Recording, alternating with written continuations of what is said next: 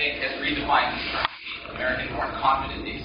You're more, I think, comfortable with your own religious, spiritual, ethnic identity. And you also have people in the public sphere who have redefined what it means to be an American. So when I was growing up, you could only be an engineer or a doctor. I come from a family of physicians. I have 11 physicians in my family. So when I decided to say religion, my parents were aghast.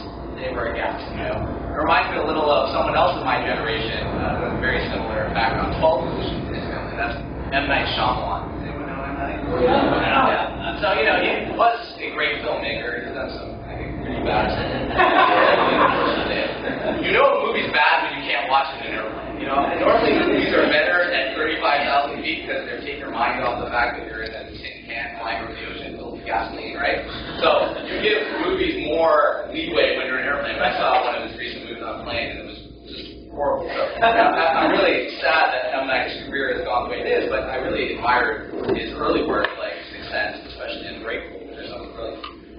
So M. Night comes from a similar background. He went to study filmmaking, and there was no path for that. His parents were aghast, you know, and they never fully accepted it, even when he became really famous. There's a great story of him when he was on the cover of Time magazine, and after Science came out, it said the next Spielberg, ? And his idol was Spielberg. So he goes to his father and he says, Dad, I'm on the cover of Time. And his father says to him, well, what about Newsweek? Newsweek has a bigger circulation. And so, you know, I felt, you know, no matter what my generation did, if you weren't a doctor or an engineer, you were kind of fighting an uphill battle.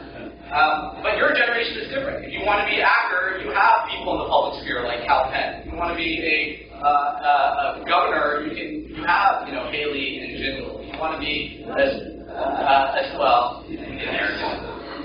If you want to be, you know, a lawyer or an engineer or an entrepreneur or an innovator, you have Indians who have sort of created a path for you.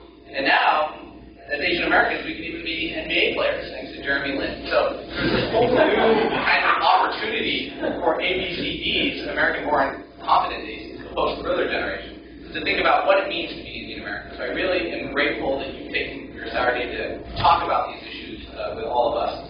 And talking about ABCDs, redefining ABCDs, I'm really very honored to be able to introduce our keynote speaker today. Our keynote speaker is Gautam Chopra. He is really redefining what it means to be, I think, Indian American, and he's done it by taking a very interdisciplinary or multidisciplinary approach to his career. He founded Virgin Comics with Sir Richard Branson. He founded Current TV with Al Gore, Vice President Al Gore. He has a comic book company. He's a filmmaker. He's editing a film right now about his father, Deepak Chopra, called Decoding Deepak. It's going to premiere at the South by Southwest Festival in Austin. He's really extremely busy. He's right in the middle of this edit, but I think he was moved by the invitation by our Hindu students to be with us today. So he's going to speak informally, kind of off the cusp about his experiences, and please join me in welcoming to USC, our keynote speaker.